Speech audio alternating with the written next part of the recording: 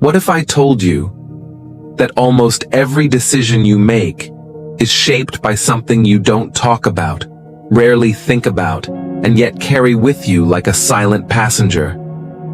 Why do you freeze at the thought of quitting your job, or ending a relationship, or even just saying how you really feel?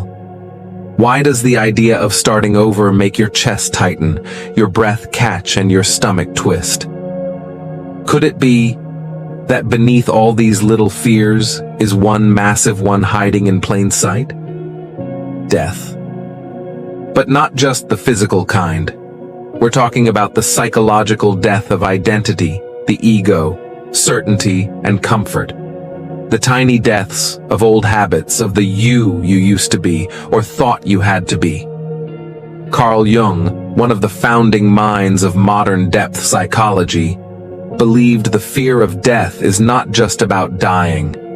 It's about living unconsciously, running from our shadow, staying stuck in the known and paralyzed by the unknown. So what happens when this fear takes the wheel of your life?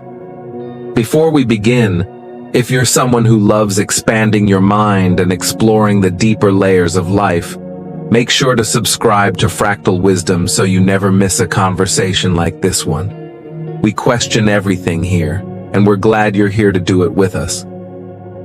Let's go way back for a second. Most of us weren't just introduced to the concept of death. We were warned about it, conditioned and shaped.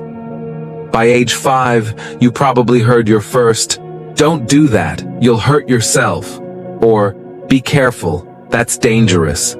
And every scraped knee, every bedtime story about villains meeting their doom, every funeral whisper heard from the next room, stacked up in your nervous system. Death wasn't explained, it was avoided, mourned, and feared. And from that fear, we constructed a blueprint. Avoid pain, avoid endings, avoid change. In psychology, this becomes part of what's called our death anxiety. Ernest Becker, in The Denial of Death, argued that much of human behavior, our craving for fame, legacy, routine, even moral superiority, is an attempt to symbolically escape death, to matter, to control what's uncontrollable. Now, Carl Jung took it a step further. He believed that this fear shows up in our shadow self, the parts we deny, repress, and ignore. To Jung, death was not an end, but a transformation, a necessary cycle in the journey of individuation, of becoming whole. But instead of embracing this cycle, most of us resist, because we've been taught that death equals loss. Loss of control, loss of identity, and the loss of me. And in resisting that, we resist our evolution. But here's an interesting fact. Not every culture treats death like a horror story. In Mexico, the Dia de los Muertos is a vibrant celebration of the dead. In parts of Asia and Africa, death is a transition, not a tragedy. Ancestors are honored, not erased. Souls are welcomed, not feared. So, what did they understand that we forgot? That fearing death doesn't stop it from happening. It just makes us shrink our lives to avoid it. Avoid taking risks. Avoid falling in love. Avoid changing careers. Avoid looking inward. And ironically, that's the slowest death of all. Let's zoom in now and talk about change. Every major transformation in your life, every breakup, move, career shift, breakdown, breakthrough, felt like a death, didn't it? That's because it was. The death of an identity, a pattern, and a phase. Jung referred to these moments as psychic deaths, necessary collapses of the false self to make room for something more authentic. But when we're terrified of those small deaths, we cling to what's familiar, even when it no longer fits. We stay in relationships that dull us, numb with routines that feel safe, and silence parts of ourselves to keep the peace. All because the alternative, the unknown, is too scary. But the fascinating part is, that fear isn't just emotional, it's physiological. The amygdala, your brain's fear center, reacts to ego death almost the same way it reacts to physical danger. Your system doesn't know the difference. Change feels like dying. So what do we do about it? How do we stop letting a subconscious fear of death run our decisions, limit our growth, and shrink our lives? So if the fear of death isn't just about dying, but about losing who we think we are, what do we do with that? Carl Jung would say, what you resist not only persists, but will grow in size. Meaning, if we keep denying our fear of endings, of change, of ego collapse, we're not escaping them. We're feeding them quietly and constantly. And most people do just that. Not consciously, of course, but through habits, clinging and overachieving. Through never slowing down long enough to ask, why am I really doing this? Let's peel back that layer. Jung introduced a concept that changed how we see the human psyche. The shadow. The shadow is everything you reject about yourself. Every dark impulse, every fear, every desire you've shoved into the back closet of your mind. And guess what's hanging out in there? The fear of dying. All the little deaths you're terrified of. Being irrelevant, unloved, losing control, starting over, even being seen for real. Our culture tells us to be productive, positive, and polished, but not raw, not uncertain. So we push those feelings down and call it being strong. We stay busy and call it purpose. We stay silent and call it peace. So we unconsciously chase certainty. We pick the job that feels stable over the one that lights us up. We choose the relationship that's familiar over the one that challenges us. We attach to our roles, the nice one, the smart one, the helper, because shedding those feels like dying. But real, authentic life asks us to die over and over again, to let go of who we were so we can become who we really are. And that's terrifying, because the shadow holds the truth. If you go there, you won't be the same. But also, if you don't, you'll never truly live. Let's talk about comfort zones. You know that phrase, better the devil you know? That's death fear talking. That's your brain, your ego, trying to avoid the unknown at all costs. And why wouldn't it? The unknown is where things end. The known is where things stay the same. Same friends, same beliefs, same identity. Even if it's hollow, even if you feel stuck, because at least it's familiar. And the familiar feels safe. But is it? The truth is, we confuse comfort with safety, but they're not the same. Comfort says, stay here.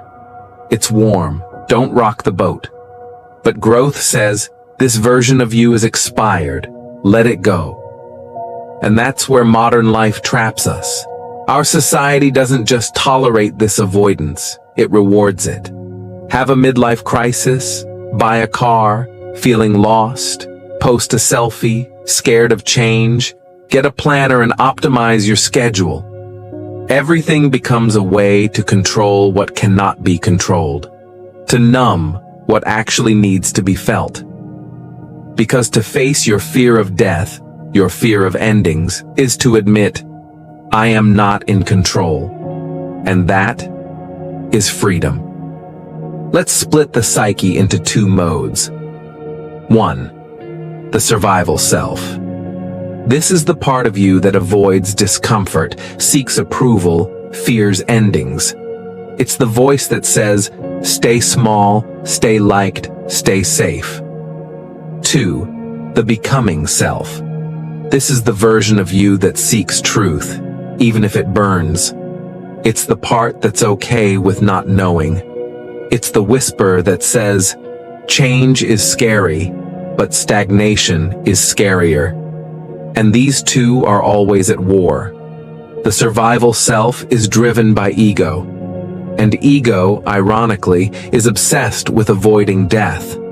But the becoming self knows that to evolve, you have to surrender. That's the paradox. The more you cling to life out of fear, the less alive you feel. The more you accept your impermanence, the freer you become. This is what Carl Jung called the process of individuation, becoming whole by integrating the rejected parts of the self.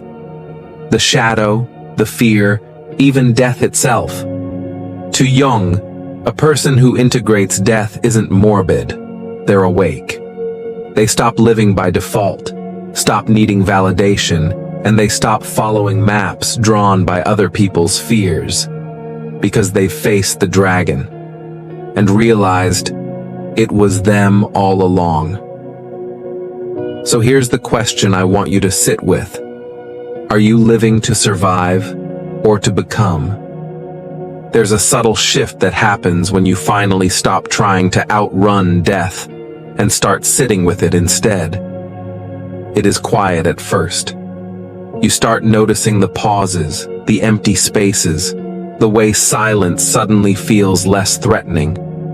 You no longer fill every gap with noise, plans, and stimulation. Because now you know, the fear underneath was never about death. It was about disconnection. Disconnection from yourself, from the present, from the natural rhythm of impermanence that holds everything together.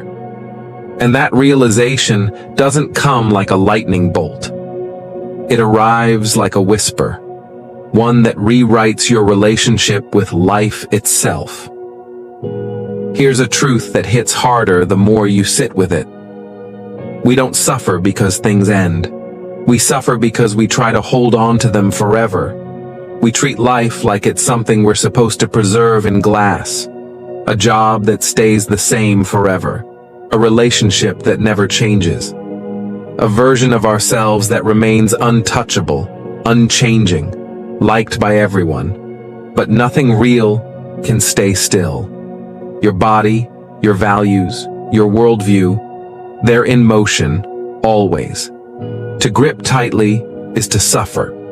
And yet, that's what we're conditioned to do. We seek permanence in an impermanent world. We call it success, stability, and achievement. But in truth, it's an attempt to protect the ego from dissolving. Carl Jung warned against this spiritual stagnation. He called it identification with the persona, mistaking our masks for our true selves. The role, the image, the version of us that plays well in the world, but quietly chokes our growth. So what happens when we release the grip? We begin to feel what was under the surface all along. Stillness, openness, something deeper than identity. Not an absence, but a presence. Not the death of who you are, but the space where who you really are begins to emerge. Let's not pretend this is easy. We live in a culture that worships youth and avoids aging like it's a disease. We push grief into polite corners. We hide old age, euthanize pets privately, use euphemisms for dying. In our language alone, we say people pass away like they just drifted out of the room. We avoid death because it reminds us we're not in control. And that makes us uncomfortable, especially in a society that sells control as the highest currency. Control your body, control your brand, control your future. But death doesn't care about your marketing plan or your green smoothie routine. It arrives when it does, and it doesn't ask for permission. When we keep death hidden, we also hide everything it teaches us. We forget how to surrender. We forget how to live from depth instead of drama. We forget how to let go, gracefully, consciously, and without punishment. And in the process, we raise generations who confuse control with safety and busyness with meaning. But what if we could remember what death actually means? Not punishment, not failure, not collapse, but completion, a sacred full stop, a return, and a doorway back to source. In many indigenous traditions, death is welcomed as a teacher. In African cosmologies, ancestors walk with the living. In Mexican culture, the dead are celebrated, invited back with food and song. In Hinduism, death is part of the cosmic cycle of birth, life, dissolution, and rebirth.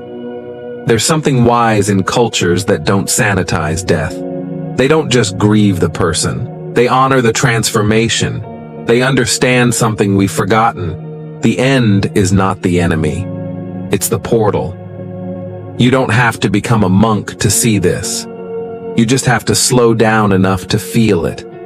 To let yourself mourn not just people, but versions of yourself that no longer serve. To let parts of you die without rushing to replace them with productivity or reinvention. To allow space for the silence that follows an ending, because something new is gestating in the dark. Jung once wrote that the greatest tragedies of life are not the things that happen to us, but the lives we never truly live because of fear. And maybe this is what waking up really means. Not escaping death, but allowing its wisdom to soften us. So maybe death isn't just a fact of life. Maybe it's the missing ingredient, the humbling force that keeps us real. That brings us back to what actually matters.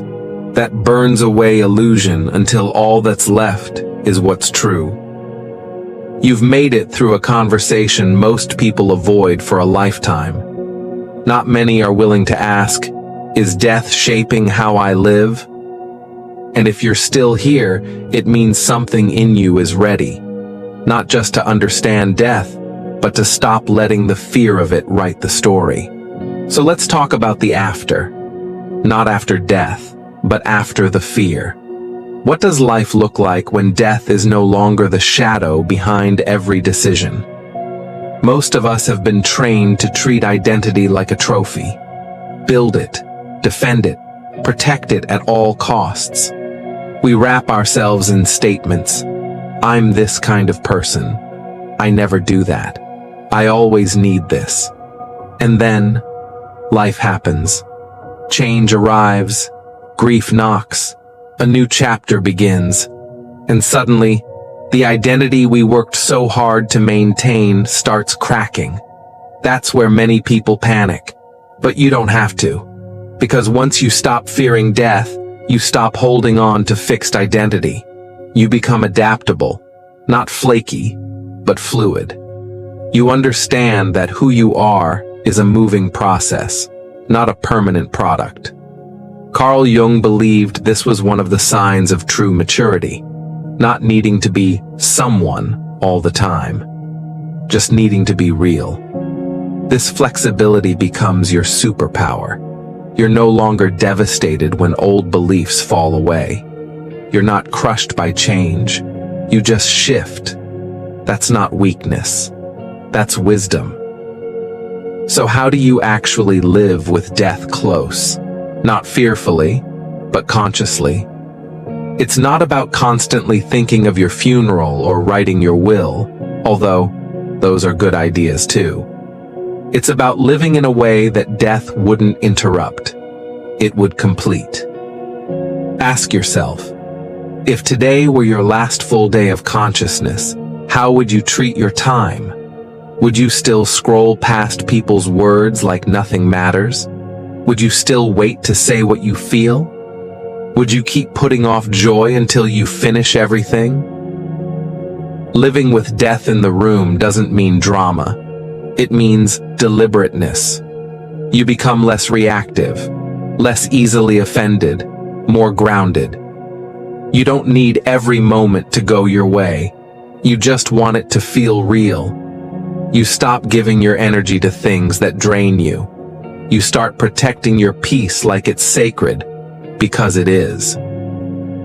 Okay, but practically, what now? Here are a few ways people who've made peace with death tend to live. They ask better questions. Not, what do I need to fix? But, what am I avoiding? Not, how do I look? But, does this feel true to me? They design their time with intention. You won't see their calendar filled with mindless obligations. Instead, they block off space for rest, silence, connection, life. They clean things up while they're still alive. They say the apologies. They forgive first. They clear the air so the people they love aren't left wondering.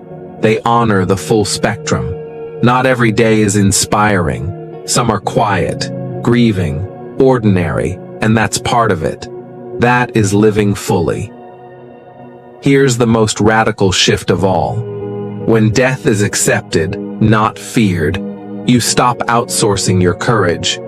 You don't wait for approval. You don't wait for someone else to go first. You stop putting off what you know in your bones you need to do. Because you know what's actually scary? Not failing, not being misunderstood, but looking back and realizing you never really tried. Death teaches urgency, but not the hustle kind, the soul kind, the kind that whispers, you don't have forever, but you do have right now. And right now is enough to begin. This video hasn't been about death, actually. It's been about aliveness, how we hold it, fear it, avoid it, and finally, reclaim it. Carl Jung said, "The privilege of a lifetime is to become who you truly are." And the truth is, you can't do that while spending your life avoiding endings. So let this be your reminder. Your time is precious because it's limited. And that doesn't make it sad. It makes it sacred. Thank you for walking this path with me. One most people are too scared to even look at. If this video meant something to you, don't just close the tab and forget it. Hit the like button to help this message reach others who are also ready. Share it with someone whose soul you trust. Comment below. I'd love to know what this awakened in you. And if you haven't yet, subscribe to Fractal Wisdom. We're not here for shallow content, we're here for the real stuff. And you're part of that now. See you in the next journey.